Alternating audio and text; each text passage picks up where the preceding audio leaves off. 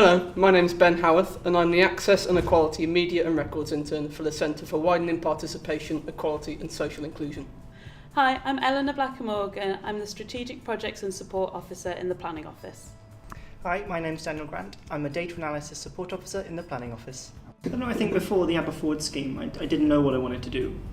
And I think I found a small niche that I love thanks to the Aber Forward scheme, and thanks to that I now know kind of where I want to go. Even if it was not what I thought of this time last year, I now know that's where I want to be.